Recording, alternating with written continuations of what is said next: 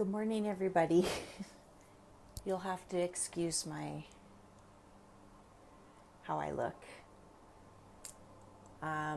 Just to let you know, I had cataract surgery done on this eye on Wednesday, and it decided to be a jerk and disagree with the eye drops, so it got infected. So please, I'll try and stay as far back from the camera so you don't have to endure this.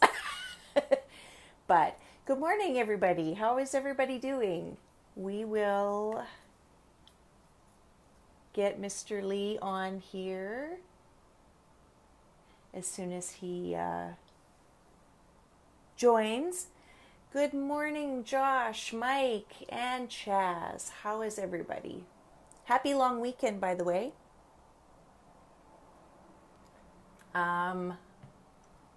I forgot it was a long weekend. I guess that's the perks, or that's the whatever, not perks, but that's the thing of when you work from home. Hey, Tim, how are ya? It's one of those things where it's like, oh, right, it's a long weekend. We are live.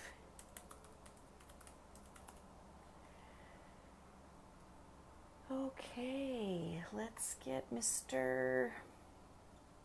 Lee on here. We did our test run, but as we know, sometimes that doesn't work. But it worked perfectly. So hopefully he'll be on here. He just needs to say hello. So what's everybody doing for the long weekend? Yeah, you made it, Tim. So your mom didn't need you to do the check the car. Was it a car that you were looking at? What was the thing? I forgot. You did say, and I've forgotten already. Boy, what a memory, hey? Hey, Chris, how are you? Let's see where Mr.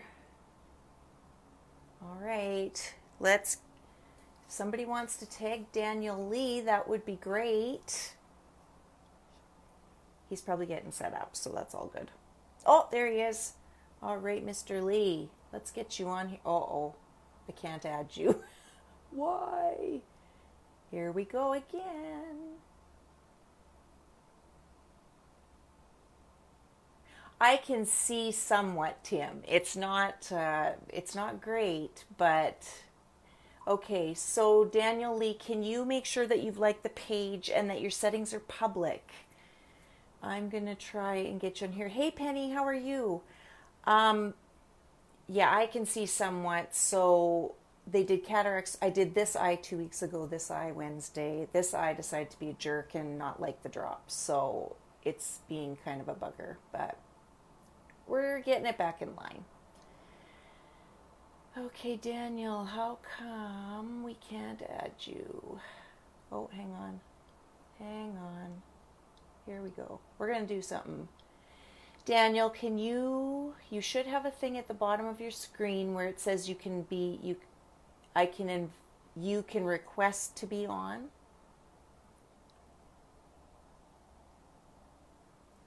I just flipped that on. I always forget to do that. Bear with us, people. It'll happen. It always does. We'll get them on here. Why does it happen like that?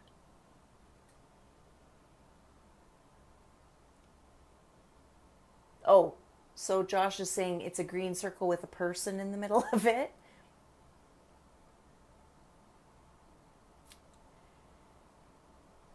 Why, the test run always goes so smoothly, and then when we go live, this is what happens. So Daniel, can you see at the bottom of your screen, do you have that option to be invited on?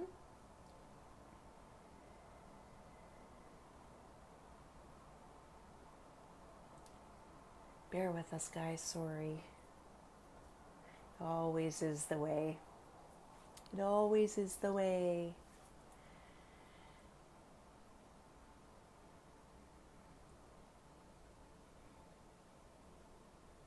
I don't know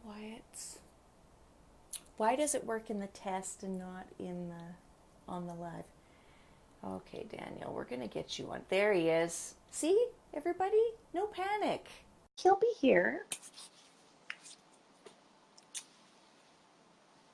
He's being added. Okay, once he gets on the screen, we then can share to the groups. Mike, if you're still on here, can you share once he's on the screen? Or Josh, one of you. Kate, you can accept the invite there, Daniel, and you should be on. It says it's adding you.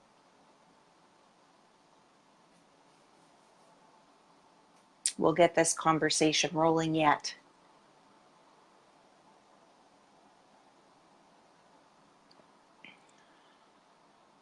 Come on, technology work. All right, so while he's being added, what's everybody doing for the long weekend? Tell me your plans. Share with us your plans. Connection failed. My eye is, Colin, my eye is, you know, being a bit of a jerk, but it's better, it feels better today. So we're going to go with it's going to be okay. Let's try and add you again, Daniel. It reacted to the drops that this eye had no problem with. So, you know, there he is. Okay, good deal. The little had to hit the right button. Good morning. Good morning. Good morning. So, how's it going there? Very well. Good, Very well. All right. So why don't you introduce yourself, Daniel, and I'll do some sharing here. Okay. My name is Daniel Lee. We live in Beaver, Ohio, and I've had quite an interesting life. Yes, you up have. until now. So I was actually born into an old order Amish background settlement. Were you? My parents are still old order Amish, and you know, as time went on, I got born again at a very young age, so there was a lot of interesting things that took place. Yeah. But we ended up, the biggest part, the exciting part of our life ended up, we went to South America and lived in the jungle for 5 years with the whole family. So that was the most exciting part of our life. But then coming back and, you know, with all the children, and didn't come back till we were broke. Right.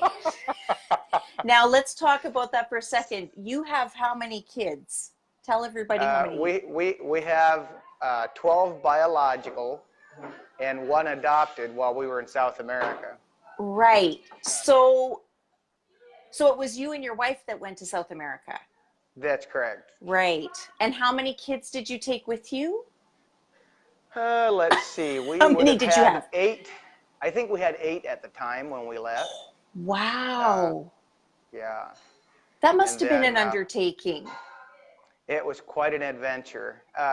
When we go back, you know, growing up Amish, they were very much not into evangelizing of any kind, or you know, going to third world countries, or you know, that was not our thing at all. And right. When I felt led to go, that was one of the big hiccups, is because it's just not what we do. Fact is, I said, Lord, that's not what we do. Yeah. And, you know, and no affiliation with anybody there. You know, it was just totally,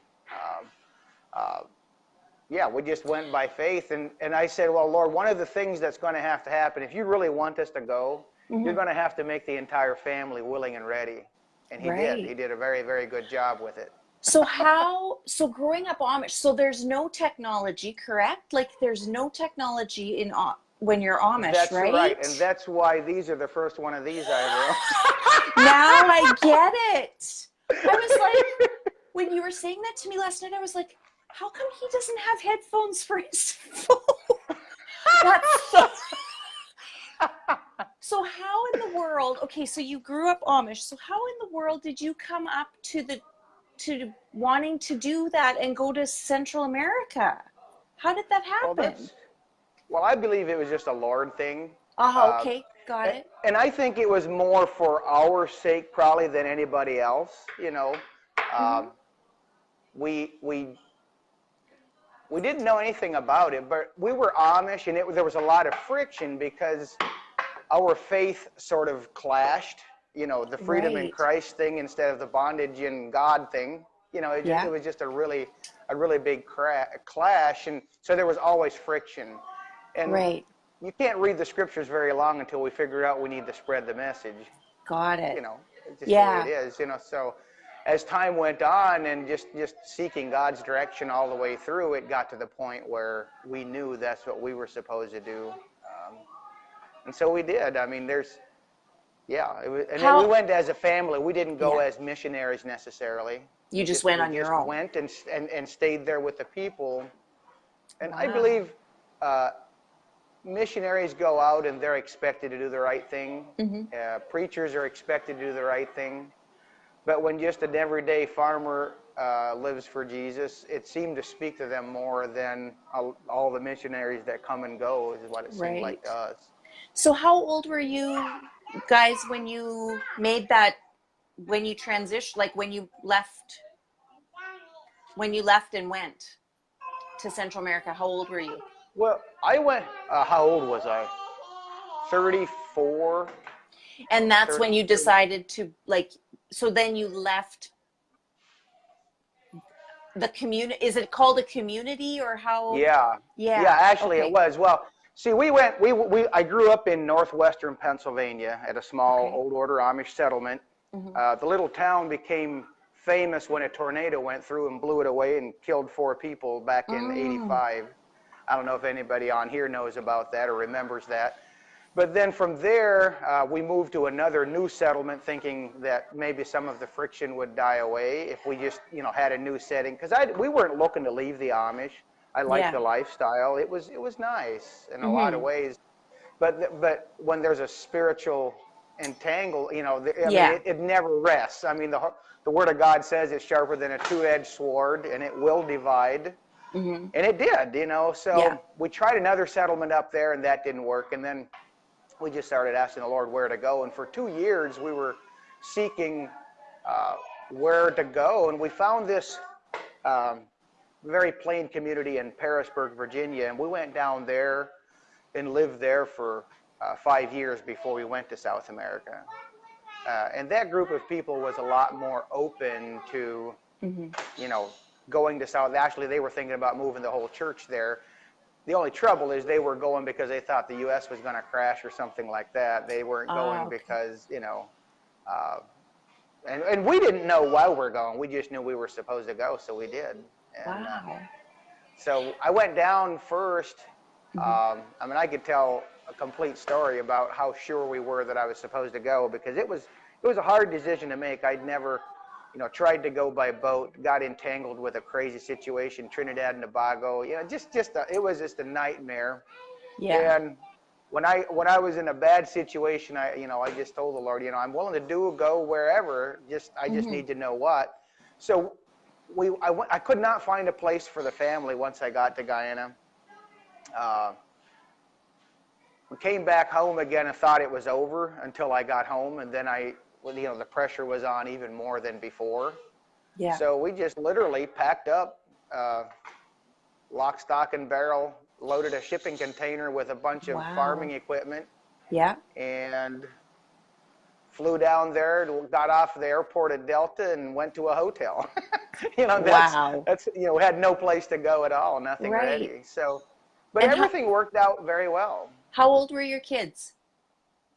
The youngest was just a baby, and Yeah. then the oldest at that time was 14, I believe, 13 or Wow. 14. And holy smoke. So there was 10 of you. Is that right? You had Yeah, 8 kids in yeah. your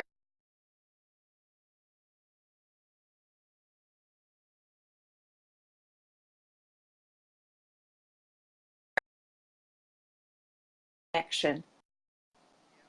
Oh, there you are. So where did you go in Central America?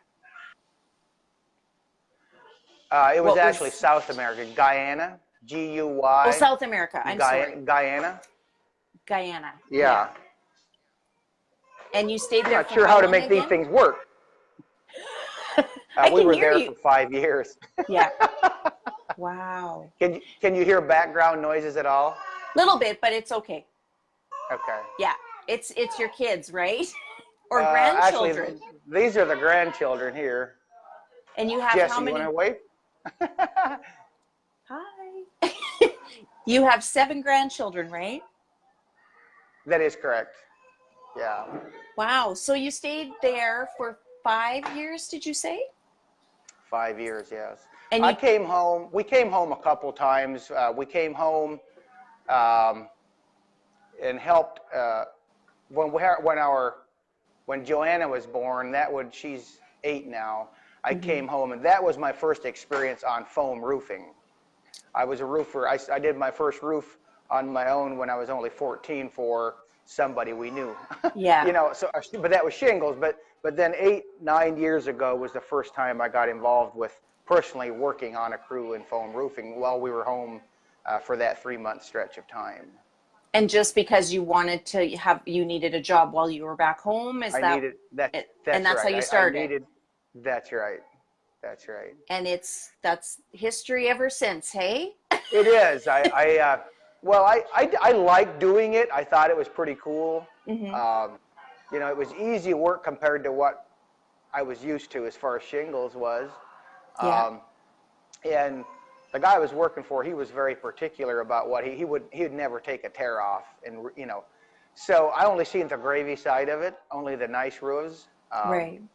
You know, but we do tear offs now. So I was actually tearing off this morning with the Right. refoam. Yeah, you So were up this week when we spoke. Was that on Thursday when we were messaging? You were going up to a 25th floor or something, I think. Weren't yeah, I you? don't know if we'll get. Yeah, I don't know if we're going to get that job yet or Oh, you not. were, But it was a quote. Okay, that one got it. just quoting that one. Yeah. Right. Now, is the name, like, is it your company that you run or are you working for somebody? Oh, that's a good question. I guess we all work together. Um, Right. uh, uh, I helped my sons get started, Mm, and and then when we were there in Pennsylvania, I ended up starting my own roofing company there. right. You know, the guy I was working for, really super nice guy, and knew exactly the right thing to say to make me be everything or be more than I was. I mean, Mm-hmm. I said, well, you know, you're giving me $15 an hour and you're walking away with $5,000. How can that be right? You know? Right. And he said, well, start your own company. So I just went out and looked for repairs and started my own company in that area. Then my Mm-hmm. sons kept going with that. So they have their own roofing business, and my son-in-laws, we help them get started, and they have their own roofing business. Both of them have H40 foam rigs now. Oh, okay. We started off with an Air Revolution beater. You know, Yeah. it was the only way to get started. You know, we couldn't afford anything else, and that Right. looked doable. So that's how we got into it. Right. So when did you make the transition back to the US? Like, what made you come back to the US? We were too broke to do anything. I mean, we were Okay. like, this is the deal. When we went, we had a fair amount of assets here in the States and Hmm. some really big debt. And we thought we would only go for 6 months. I figured that, well, then, okay, I'll go for 6 months. Yeah. And we put the fleece out as long as we can keep the payments made, Right. then then we would stay because there was no, you know. So a couple of really bad things happened. Uh, one of the properties I sold, the people didn't pay in full, so I ended up with a lot of debt. So Got it. we just said, okay, well, we'll stay down here as long as if the Lord makes a way for us to make payments, we're fine staying there. It wasn't. Hmm. It was a tough place, um, but so for 5.5 years, about that, the payments were made every time. You know, Yeah. somehow something happened. I got would buy U.S. Army trucks and Hmm. import them into Guyana and sell them to the gold miners, and then we would, you know, buy single ply membrane Yeah. and make these 30 by 40 membrane tarps for the gold miners. So we were able to make a living, but there was never any extra. I mean, the payments got, I mean, if I would put a fleece out again, I'd say, well, keep the payments made and $1,000 a month. Right. I Right. mean, but seriously, I mean, but it took that long and then, you know, we were too broke to stay, and we should have came back about 3 months sooner because the payment Mm. didn't get made. That was the Hmm. fleece. Yeah. But I just couldn't believe that we should come home now after all that time. It just didn't make sense here. Um, Right. it just didn't. So we waited another month, and it looked like we had to sail for 3 more trucks, and nothing happened. And then another month, and nothing happened, and we were too broke to do anything but come home. So you had to come back. That's right. What was your biggest, what would you say is the biggest lesson out of being there? What was the one thing that stands out the most? Doing the right thing. When the Lord asks us to do something, and there's nothing against the Scripture of that says you shouldn't do. See, the spirit world is always communicating with it. We can say, "Oh, I'm not into that stuff." Well, here's what you are, whether you know it or whether you acknowledge it or not. So when we know we should, or do something, and if it's not against the Scriptures, and the only thing it costs is a little bit of effort, then we better do it. Right. It's just that simple. So one of the hardest. We had a lot of really, really hard things that came our way. I know we were saving to come home to have the baby, and I got these people calling me wanting to come pray with them, and we did, and it was a demonic situation. Everything ended up good, but when I was leaving that place, I was sure the Lord's asking me to go to the bank and to get the rest of the money we had there and give it to another family. And I was so sure it might as well have been audible. And I was pretty down. I was like, this isn't even fair. Right. That's exactly how I felt. I ended up doing. I called Clara and I told her what I knew I had to do, and she just, the awesome godly woman she is, she says, well, just do what you know for sure, and I'm good with that. So Yeah. I withdrew the money, gave it to someone else.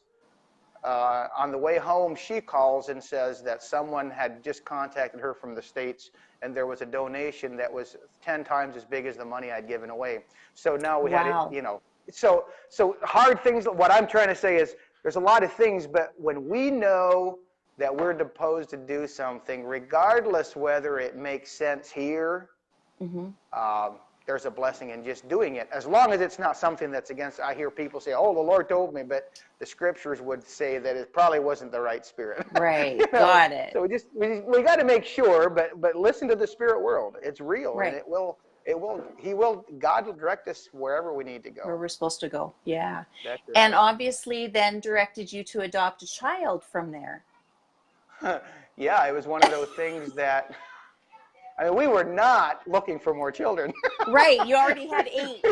We just weren't. And someone from Southern Ohio had donated a bunch of clothes and put them on the shipping container that we had gotten more equipment to do farming with. Right. So now we had these clothes. Uh-oh. He'll be back. Yeah, my son's trying to call. Hey, tell Mom to call Jacob and see what he wants.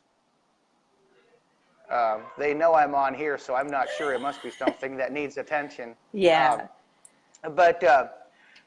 So we took these clothes into the interior, and this little Amerindian boy got on our truck on the way home. Now, you got to understand how it is there. There's no highways or anything like that. It's just these trails out through the jungle.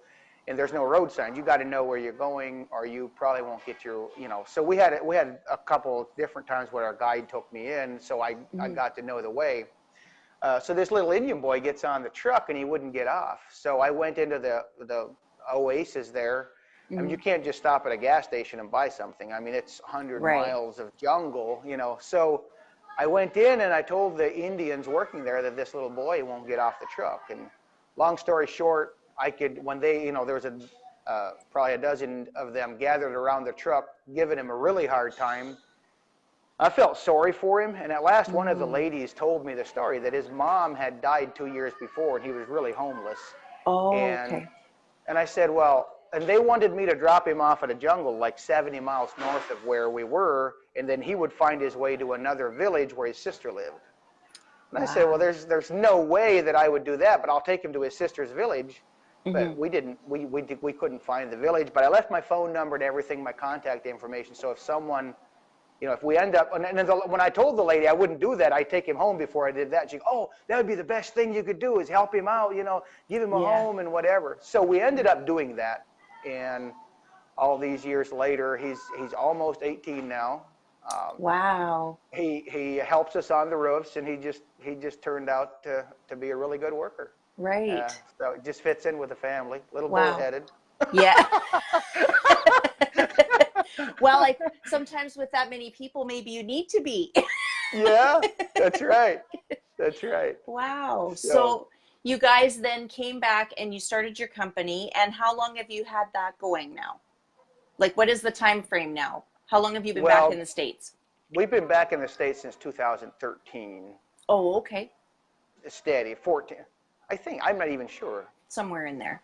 It's got to be in there. Yeah, 13 or 14 we came back. And so actually a friend of mine, my cousin Simon Lee told us, look, this is, I mean, we were too broke to start anything.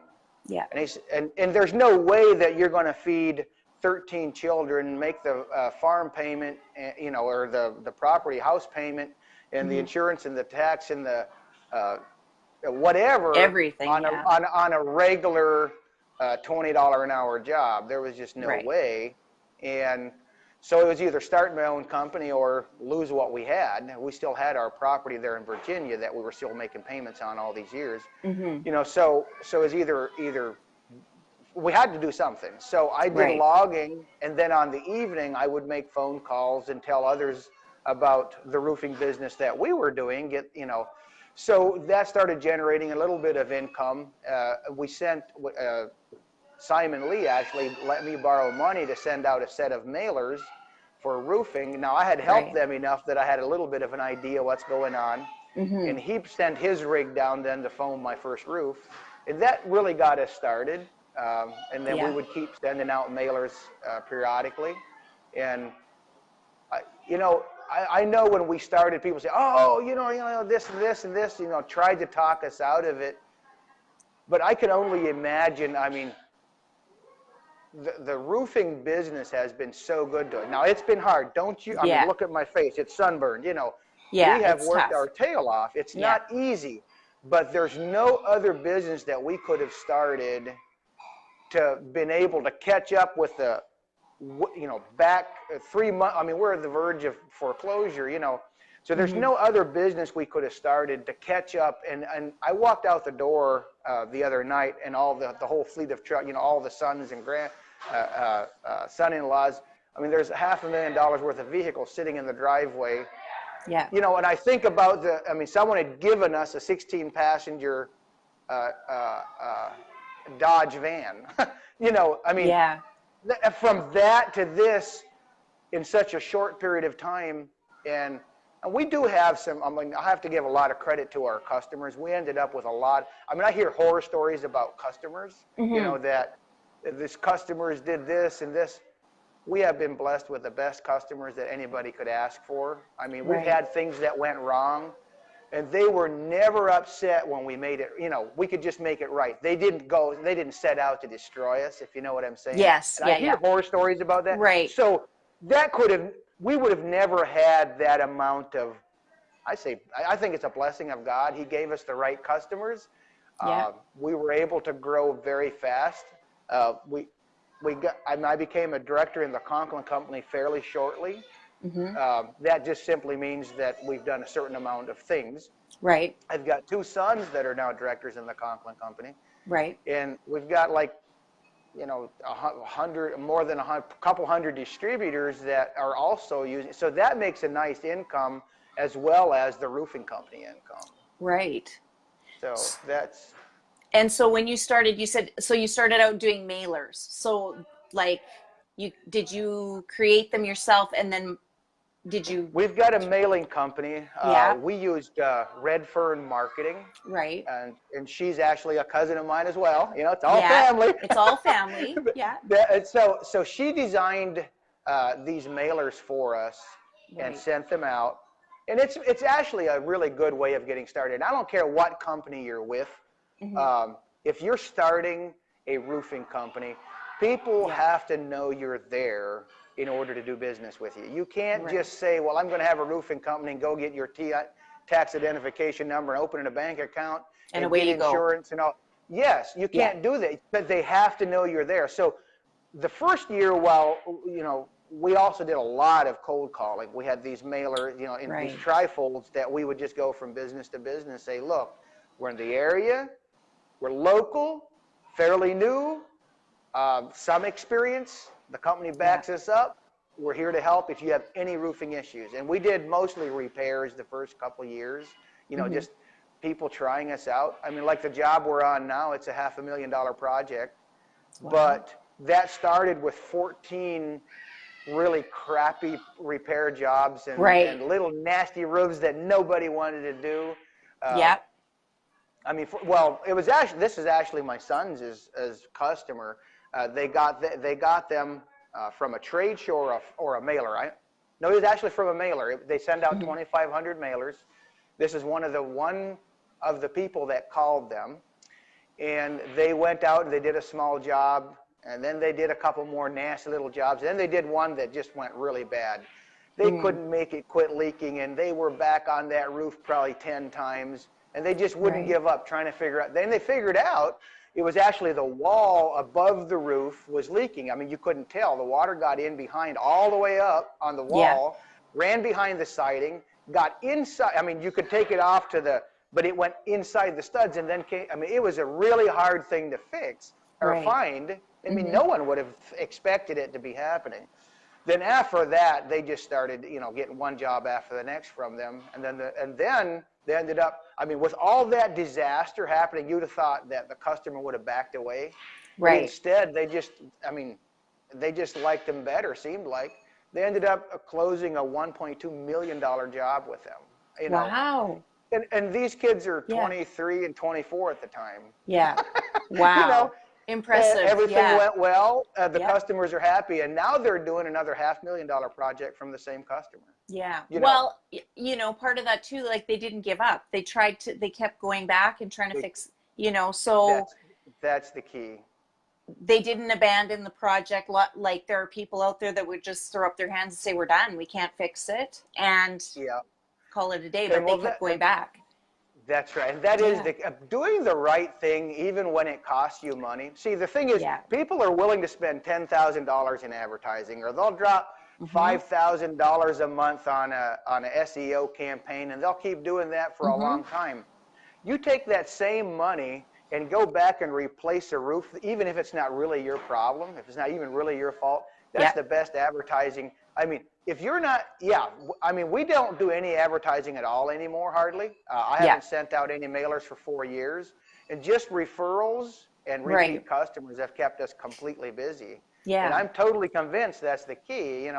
If you're not getting repeat customers, you need to sit down and reevaluate why not.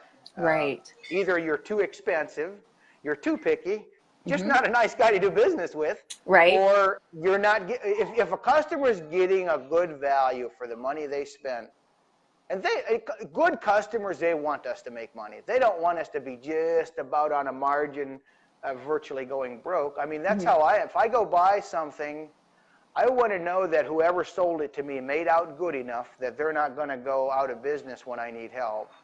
And that's the same way for our customers. They don't have a problem with us making a good living and a decent income. They don't want us to gouge them.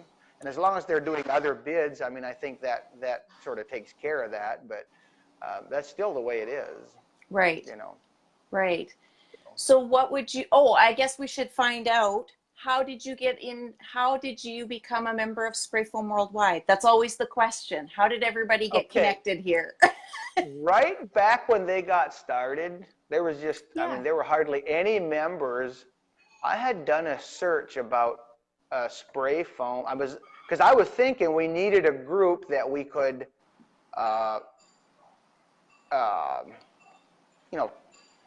learn and grow. And because I know how much we had to learn when we got our first rig. Right. I just, so I thought it would be really, I thought it'd be really cool to have that type of a group. So I did an internet search, and Spray Foam Worldwide came up, and I don't know one of the administrators could probably figure out when I joined, but I know it wasn't a really big thing.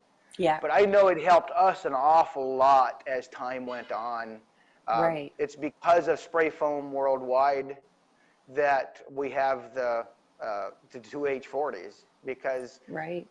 well, that's what the people on spray foam worldwide is why we bought from the customers that we bought, or the vendors that we bought, because that's how we got connected with them. Right. Equipment Options Direct is where we got our last one from.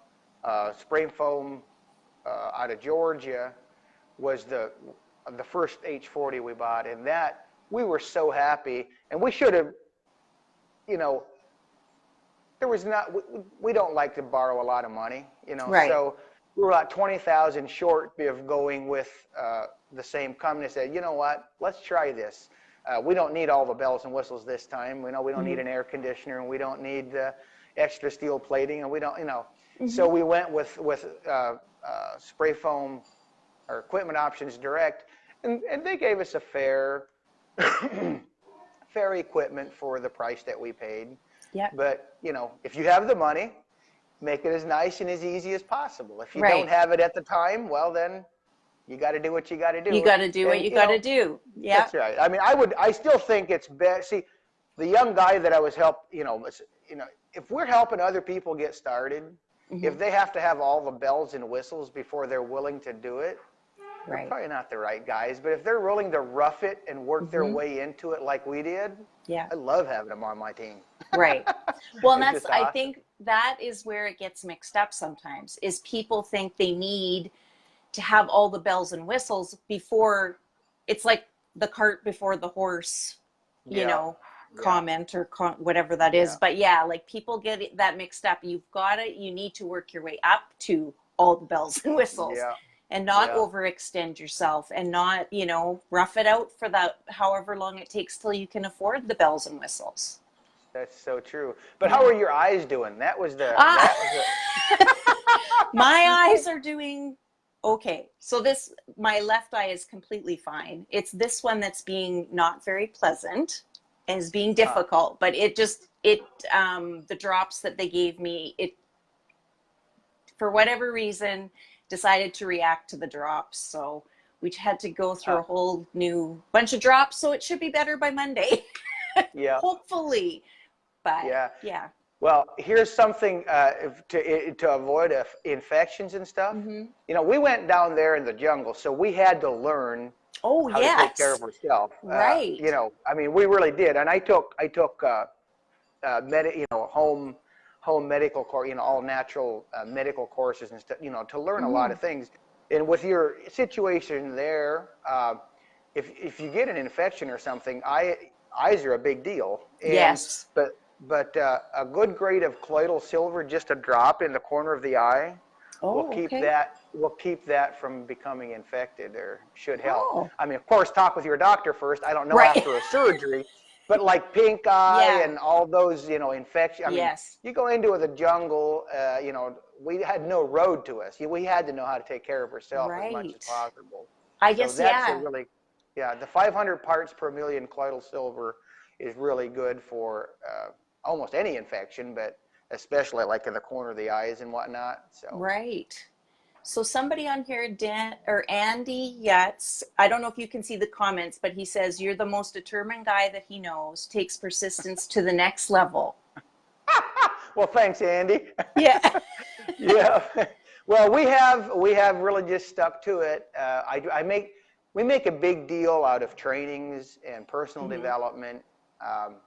You know, I think one of the best, you know, the owner of the Compliment Company, Charles W. Herbster, at one of, you know, like 3 years ago at one of his things, he was saying, look, if you're willing to read Proverbs, you know, whatever chapter is the corresponding day of the month, you know, you're going to end up with an extra one at the end of the month sometimes, or a couple of them, but, but he said, if you're willing to do that, you will become wise and wealthy.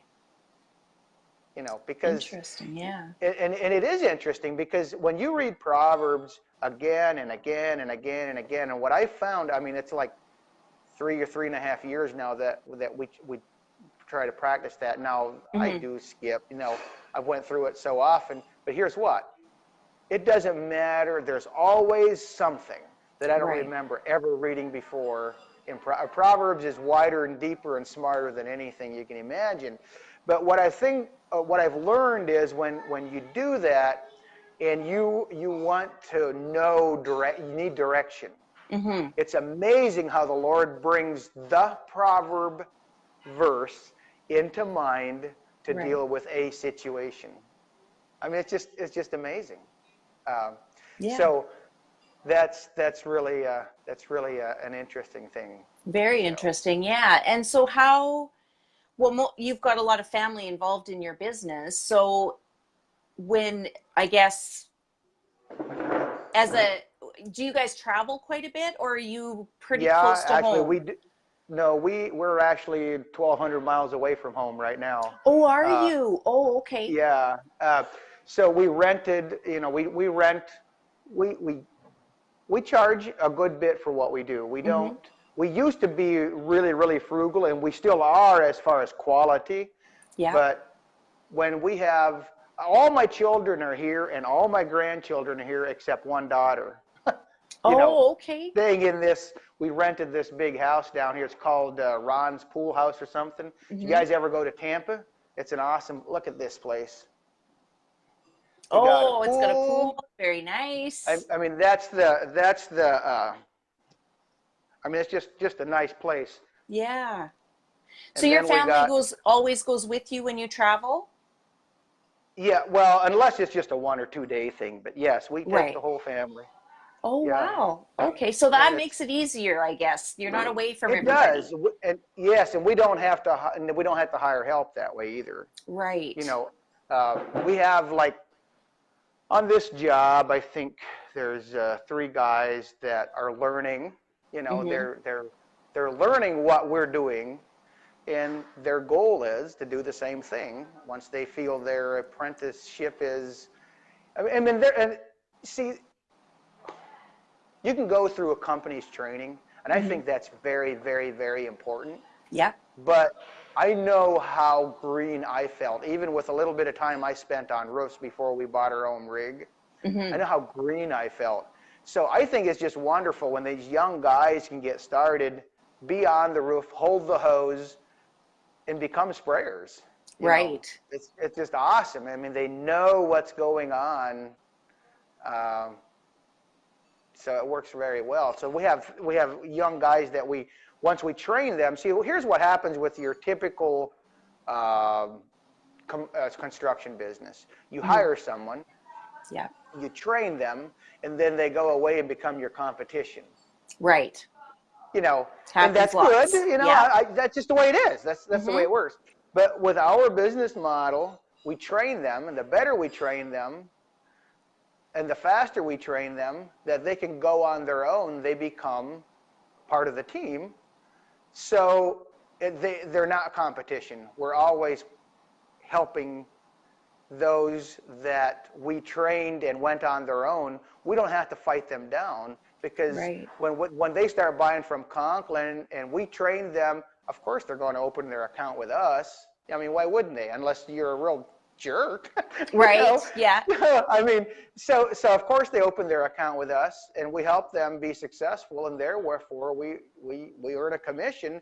So your competition is actually not your competition; they're your team, They're your and it's just team. awesome. Yeah, Right. Okay. just So I I think just love the there's, business model. yeah, just to touch a little bit on that, I think is there, do you feel like there's a misconception out there regarding Conklin? Conklin? Yeah. Yeah, there's a big misconception. No, I'm not going to say it's a misconception because there's people that have in the past gotten involved just because they thought they're going to make a whole bunch of Bunch of money really money. quick for nothing. Right. Doesn't work that way. Right. Charles Herbster is one of the smartest businessmen I know, Hmm. and he will not waste money on marketing. He just Right. won't do it. Yeah. So he don't. What I'm saying, he won't waste on it. If we don't produce and do quality work, he's not going. We're not going to get paid. Just Right. that simple. There's no Right. way that you can move a lot of material over a long period of time consistently if you're not doing it right. Right. You'll fade away. So there, yeah, I mean, I understand why people sniff up their noses, because I was involved right after we got married. This Amway deal comes along, Right. Yeah. you know. So we got involved with that, and the church shut us down because they was afraid we would make too much money because it sounded like you could. But they have no idea there was a lot more effort went in than you could get out. You know, it wasn't a good deal. And then I figured out that it wasn't even a good deal for the consumer, because you could have bought the products elsewhere less. You know, the same exact things. I mean, sunglasses, you know, I mean, they sell about anything, you know. Yes. So, and then I got disillusioned with Herbalife, found out it wasn't even good for you.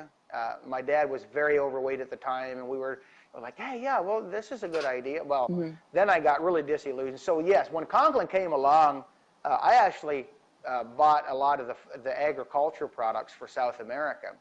But the products were so good that it worked. I mean, I had told the guys that I wouldn't get involved in the marketing side of it because I had been burned. I was very much, you know, very much against it. Fact is, there was one group that was called Monavi, and that was supposedly this acai berry that's so good for you. Right. Well, my wife, you know, with all the children she's had, you can imagine she needs something to build her up and make her stronger, and you know. So we bought this stuff, and it kept. I said, "There's no way I'll do the marketing, but sure, I'll buy this stuff if it helps Clara. I mean, it'd be worth $1 million a month if it made her like 16 again." So we got that, and this goes on for about 4 months, and then I take the bottle and I start reading, because it wasn't making a difference. Well, what actually is this acai berry thing, you know? And I started reading. Should have done that first, but you know, I didn't. And I figure out it's 90-some% Concord grape juice. You know, so I was paying $30 a gallon for this. I was like, I was livid. Right. I was not impressed. Yeah. You know, so I was very much gun shy on multi-level marketing or anything that smelled like it. I didn't realize there was a difference, that when the manufacturer sells it that way is one thing, but if a marketing company sells another manufactured product that way, it doesn't turn out good usually. But long story short, I had no intentions of getting inside in that, but it made such a difference in our corn. It was just a good deal. So I told some of my friends about it, and because I opened 4 wholesale accounts in a very short period of time, you know, because I told the guy, but I would actually tell them, I said, look, the product is worth its money. It will make you money or it will save you money, but don't get involved in the network marketing thing, you know, because I thought all network marketing was bad. I really did. And I think that's everybody has got an experience where it didn't go well. So it automatically makes your guard goes up. A little up. bit nervous. Very nervous. Yeah. And it should. It should. But I've developed a smell test that if you want to do network marketing, there's a smell test. If it passes the smell test, go for it. At any rate, long story short, I got to meet Charles Herbster because they gave us a trip to Branson, Missouri. At that time, we were still so broke that we drove a $300 blow-in head gasket Ford Taurus with Conklin's dike in the radiator to keep it going. Drove it out there to meet Charles Herbster, and I just liked the guy. You know, I really did. Right. He didn't talk about business much. He was just a nice guy, and he, you know, wined us and dined us, and it was just had a really good time. And then at the end of it, he said, "Do you realize if America's going to make it?" And this was back in a president ago. He said, "If America's going to make it, some things have to change. You'll have to think about how to move, you know, something has to change or it will not go on." Right. And then he said, here's the deal. There's a lot of good businesses out there, but his goal, he says, is to get God back in every corporate boardroom in America. You know, that's pretty amazing. Yeah. That's his philosophy. Right. And he is the, I'm getting off the story. So I got to know him, and he's not shy about his faith. You know, he's like, you know what? right is right. The customer will always have to be the biggest winner, not you guys selling it. The Right. customer must be the greatest winner, Mm-hmm. or the company won't grow. So, and then he says, and here's what: if everybody was to use the fuel mate and gain 10% on fuel mileage, I gain about 15 or 20% actually. Mm-hmm. But he says, we expect a 10% increase or more. And if everybody was to use the extended drain oil, I go 30,000 miles between oil changes. If everybody was to do that and cut back on the oil consumption, we could lower the U.S. oil consumption by about, at that time we were doing 20 million barrels. And he went through the numbers, and I checked up on it because I was like, wow. So 20 million barrels, if Mm-hmm. we were to lower it by 20 or 25% of consumption, half of that was imported. So 25% of the 20 million barrels, 10 million is imported, 5 million could have been saved. He said, that would make a big difference. What are you Mm-hmm. going to do about it? And he just left it at that. Right. Now, on the way out, my cousin, I was still very skeptical on network marketing, because when someone's telling you a story that is fantastic and Mm-hmm. they can make a profit on it, Yeah. you sort of wonder. That's Yes. why I got involved in all the other ones. So Right. I set out to prove my cousin that he was duped. I said, listen, you can't put this much into the gas tank and get this much. You Right. just can't do that. Right. And he's like, well, I said, well, how does it work? Well, he couldn't tell me. So there I was. I was like, Yeah. no.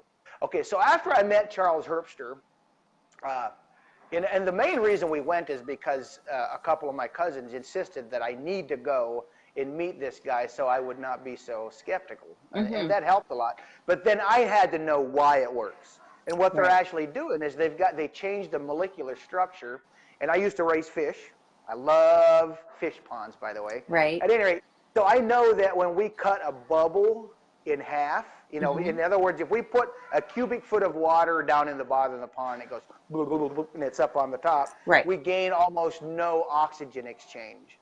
But when we split that bubble into little pieces, now we have all the outside of the bubble, Mm-hmm. then we have this surface as well that we split. And you keep doing that and doing that, we can get a tremendous amount of surface to the cubic foot of oxygen as it bubbles up through there, because they're thousands of minute little particles. So Right. I understood the concept. So that's what he's saying is like, look, we're making it burn better. That way, the whole particle or molecule, or I don't understand how they make, I don't know, but they make it smaller. It's a better mist.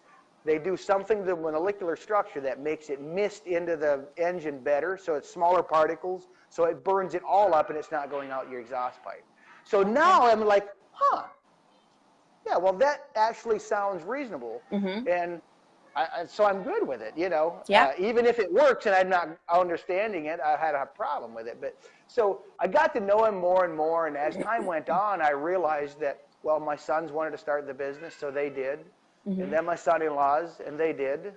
And some of my other friends. And we've got, I think, like 10 preferred contractors on the team now, Wow. with Conklin. So it's been really good for us. So if anybody's out here watching that has an interest in it, Chad Hedrick, I'll make no dime or penny off of it.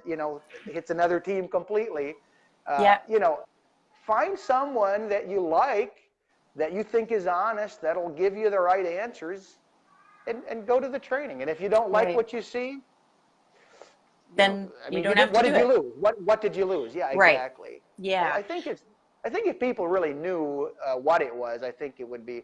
What's really funny? When you think about it this way, what is the complaint we hear about Conklin?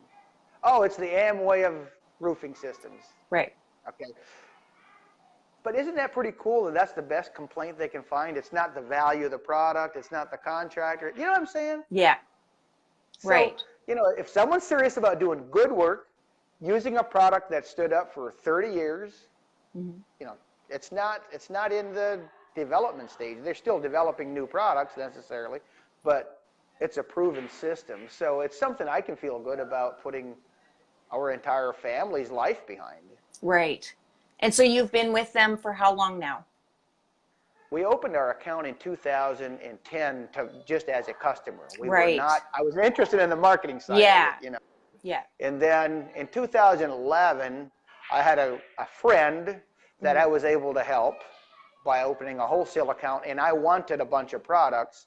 So we opened a wholesale account then and sent like $20,000 worth of fertilizer to South America for the farm. Right. You know, so that's how that went. Yeah. That's So good. we didn't actually start building a team until after we came back in 2013 or 14. I'm not sure. Somewhere in there. I'm not sure. I Yeah. think it was 13, but that doesn't seem right. We went in Goes by so 2008. fast. Yeah, it's been a while. There's been a lot of Yeah. exciting things since then. So So is your wife involved in the business side of things too, or is she? she's very supportive of it all the way Mhm. through, but she doesn't try and sell roofs or recruit Right. roofers or anything like that. But she's here making sure the meals get made. Yeah. You know, I mean, we don't go to the local McDonald's and get our lunch. The ladies, they make a home cooked meal Right. and they bring it to the job site. Okay. And Yeah. it's incredible how much crew more and you have no idea. As a lady, let me Yeah. tell you, you guys are what we get done. If we do good, Hmm. you probably should have at least 50 to 80% of the credit. I don't know if you know Oh. what I'm saying. It Okay. is. I mean, Yeah. if we had to leave here in the morning without breakfast, Hmm. stop at McDonald's and get a greasy burger, Yep. go on to the job site, uh, work the way we have to in the heat, and it's hard work. Yes. Get off the roof and eat another greasy burger or something. Yeah. Get back into that heat with something, you're dehydrated anyways, and then you eat dead food that has to be flushed out as well. You know, Right. so I think our success has a lot to do with the ladies, in the background doing what needs to be done to help us be what we are. Right. It's Uh, a team. it is. Yeah. It's exactly. So when someone says that, well, she's only a housewife. No, no, no, no. She Yeah. is a housewife. That is a One of the job. highest callings on the planet. That is always something I've said too, is like I've had friends and that have been able to stay home, and well, I'm just a stay-at-home mom. Are you kidding Don't me? That's say the just. hardest job in the world. And Absolutely. you're very underpaid, and probably, like, you don't get that lack of appreciation, and all of that stuff goes hand in hand because it sometimes is taken for granted. But that is a Yeah. hard job. Yeah. Everybody that Yeah. does that, I give full credit to, because it Yeah. is. I'm convinced that that's half of our success in such a Yeah. short time. I'm not saying that we couldn't have eventually had the success, but these ladies are willing to pick up and go wherever we need to go to make it Yeah. happen. And, That's and my wife is a little bit, she's very adventurous, obviously. She wouldn't have went Yeah. to South America, lived in the Right. jungle. Yeah. One of our children were born there on the riverbank. I Wow, mean, there was even no really? road. There was even no road to us. We Yeah, had to go I'd by say she's boat. adventurous. That would be a good word. Adventurous, having a Yeah, baby on the yeah. riverbank. Wow. Yeah, So yeah, that's incredible. Yeah, yeah. it really is. It's a solid team, and I mean, you guys are very fortunate that you can all like travel together as well, because lots of people Oh, it have is. their kids, their wife and kids or their partner or whatever is at home, and that makes it that much harder when you're apart like Oh, that. yeah. That's Yeah. not good. It's not a good thing. I mean, I understand it has. I mean, when I go to Conklin Business Summit, I try to be there every time. Yeah. Uh, I always learn something. I mean, it's Right. so well worth my time and whatever. Hmm. But we can't always go together to that. Yeah. We end up being gone a couple days, 3, 4 days a month probably that we're not together. But Right. as a whole, these big jobs especially, just go get an Airbnb a house Yeah. and get one big enough for everybody, and it's just Yeah. one big party. And how long have you guys been married? Oh my. Now I'm putting you on the spot. 28 years, I think. Mm. 28 years. Wow. Well, Yeah. congratulations. Yeah, it'll be 28 years this fall because it was 1991. Yeah. So it's almost 28 years, yeah. Wow. That's very impressive. Like that's something that has gone a little bit by the wayside. Not a lot of people make it to that number anymore, you know? Well, our society has set them up to fail Yeah. in marriage. Right. You know, people have made a lot. They make a mistake, and I don't know. Yeah. If there wasn't forgiveness, I'm sure we wouldn't be together either. You know, it's just Right. you know. But Yeah, knowing the it's Lord, and that's another thing I think is that praying wives, a serious praying wife, has a lot of power on keeping her husband doing the right things. mhm. You know, Yeah. Oh, I us guys are guys. yeah. I always say this about my mother-in-law. She is very much a faith-oriented person, and the power in her prayers is pretty strong. So, yes, that's huge for sure. Yeah, I'm sorry about the. Nope, I got to get that's this all thing good. plugged back in again. It was No dying. worries. It's all good. Oh, Gregory Curry Yeah, says, and "Oh, he was food shopping for the hurricane. Are you guys so you said you're in Tampa?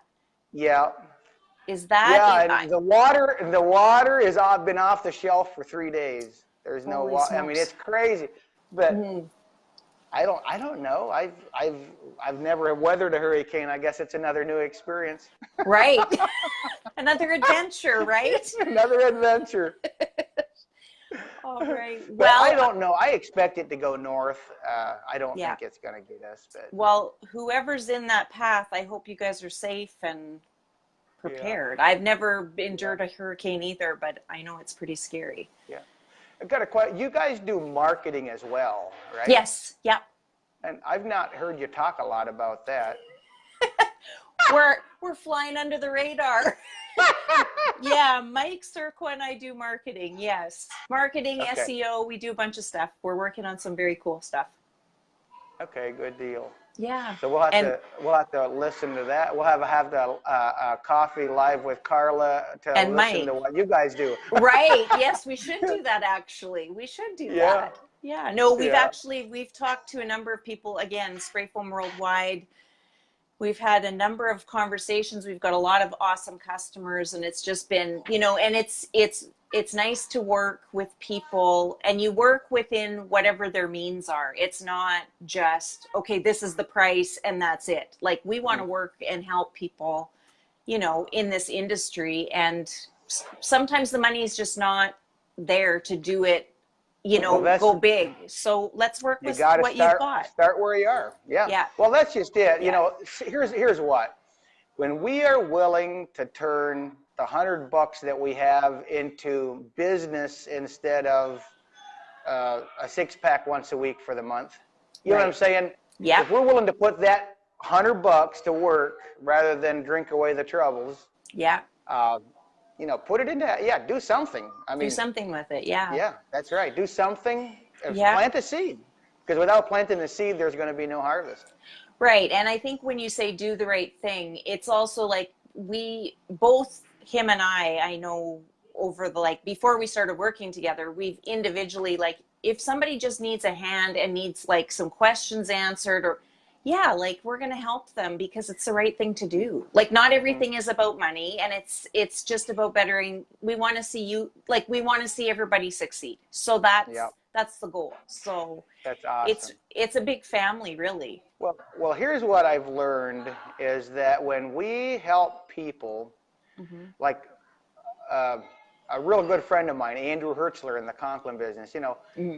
he's not in my team. I'll never make anything, but I know that when we help promote someone, when Yeah. there's no monetary gain for us, it might not, in the business sense, it might not seem like it makes sense.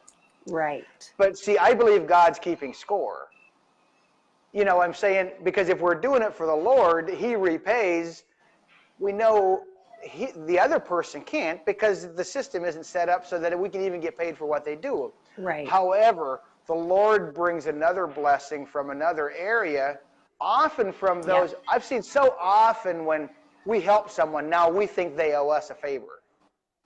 When in truth, when we help someone and they would pay us back, now God doesn't get any glory for it because they owed it to us.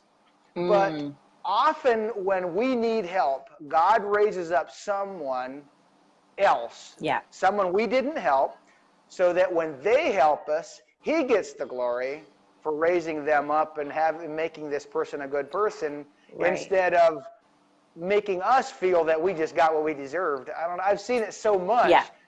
And that works in the business world just as well. So when you're helping people Yeah. do SEO that is not really, they're not really paying you or answering questions, He'll bring another customer that pays twice There'll of what be the some others could have ever. That's right. 100%. That's 100%. right. It's when you go in with an expectation of that's a favor I need back. No. Yeah. Not It interested. doesn't Like work that not way. interested in that even a little bit because it really, like you said, it does it that never goes good in Yeah. anybody's favor, for sure. Yeah. I Well, see, agree. the everybody wants the American dream, but they're so busy chasing it, they don't know how to get it Right. or do what. And when you are truly, when your heart can truly rejoice on another person's success, Yeah. that's the qualification whether you deserve success or not. Right. I mean, it is. And Yeah. the powers that be, call it God, call it whatever. I believe it's, Mm-hmm. laws that God has put in place. Somehow, if you're jealous about someone else, the vibes that you give off, God just makes sure that you don't get what you really want. But when you Right. can ask Him to have the attitude that you need to be excited for another person's success, you're bound for success. No one can 100%. hold you back. Yep. I agree. I agree. So yeah, it's, and that, I think that's a little bit of society right now too. It's everybody wants to be the billionaire, the millionaire, they're an entrepreneur. Everybody's an entrepreneur in this day and age. Are you willing to put in the work it takes to be that entrepreneur? Because it isn't a dream. Like, It's not. it is hard work. It is tough. It is like, that's blood, sweat, and tears. And then there's some joy in there too. Yeah, well, here's the deal. Everybody's got this dream, but in order to achieve it, you've got to live the nightmare first. That's right. That's exactly right. And Yeah. it's, I as much as I'm a social media, like promoting that and stuff, that is one of the most horrible things about it is people standing in front of their fancy car. Well, it's not even their car, but like they're standing in front of a plane or, and they've got all this like watches and it's like, oh my goodness. And they're 21 years old. It's like, no, that's not how that works. You got to put in the work, unfortunately. You can't just throw it out Yeah, to the universe and hope it's going to happen. You got to work. And you that's got to right. help others. You really Yeah. do. And I'm a strong proponent of that for sure. You have to help Yeah. othof. And I Yeah. think that's why spray foam worldwide is growing so fast. You know for Yeah. sure that uh, most of the people that gave me advice when I had questions about things, Yeah. they had zero possibility of monetary gain when they helped us out. Right. And I think that's just so awesome. And there's a lot of people on here like that. Yeah. It's awesome. And I think that's why it has grown so much. Mm-hmm. And I hope we can keep that same, if you have Yes. advice to give, good. Yeah. If you don't, keep the trap shut and don't confuse things. Yeah, exactly. Yeah. Don't give bad advice. Yeah. There's so many, the spray foam industry is still comparatively new. I mean, what is Right. it? 20 years that things have been really getting known and people are looking into it? I Yeah. mean, what will it, I mean, there's got to be more and better ways, and we keep finding them, and this is going to make that process go so much faster Right. because you're 4 hour time zone away. Some of your guys out there figure out this awesome concept of how to do some. Oh, like the little tool that we got, the 3-in-1 foamers tool. Right. Yep. My foamers love that little thing. It makes Right. life so much better. But Yep. I'm just saying, how long would it have taken the conventional market to get that to us? Right. You know, Yeah. if it wasn't for spray foam worldwide, Wouldn't I be mean, it happening. wouldn't Yeah. be. Yeah, it wouldn't be happening. And No, I I think that's agree. going to happen with a lot of systems and ways, and just Yeah. a lot of people connecting how to move forward. Yeah, and like we mention that all the time. It's the relationship building, and it's you can be a competitor, but you can still contribute to the conversation. You don't have to be at war. You don't have to be at odds. There's enough Yeah. business for everybody to go around. Just There's get not in enough there. people to go around almost. Right. We need more people, that's for sure. Like the trades Yeah. industry in general is so short on people, and that's I wish I wrote down the numbers. Wow, I don't know. I know I was looking at the numbers on the expected growth of the roofing industry in the next. Wow, I should, but it's been like 6 months or so. I had looked everything up, and I was trying to, and we need like 10,000 more preferred contractors in the next 5 years in order to meet the demand. Now I know some people that are already in it are going to grow and get bigger, yeah. but a lot of those big guys, when they get to that size where they can absorb that kind of work, they're also getting to the retirement age. Right. That's not we need so many good roofers. Right. I mean, we just do. Yeah. And we need to be proud of our industry. I mean, roofers don't have the greatest names like loggers. Right. I mean, they curse and they swear and Yeah. look, we need to be professional Right. roofing people, and there's no end to what I mean, the sky's the limit. There's Yeah, so and I much. think, with you guys that are, in worldwide and stuff, and you guys are that's, that is your standard, that you're the professionals and you are showing people, you're changing that stigma by just doing, you're leading by example, really. Yep. Yeah. And more people will follow that, but So I now know. you got to start one. Now you got to start one called the SEO Worldwide Group. There we go. We'll get right on that. We'll add that to our list of 10 other million things we got to do. All right. Well, I'm going to let you get back to your family and your day, Okay. but it has been an absolute pleasure speaking with you. I'm so glad All right, you well, wanted to thanks come for on. having me on, and I hope it gives someone that is too broke to do it the guts to go out and do it anyways, because they Right. can. Everybody can. So Yeah, that's right. Thank you so much, right. Daniel. You It's been bet. awesome. All right. You Thank bet. you, everybody, Over for and out. watching. And we'll go through there was a ton of comments, so we'll go through and we'll answer them. But you guys, thank you as always for joining, and we will see you guys next Saturday. Bye. All right. See ya.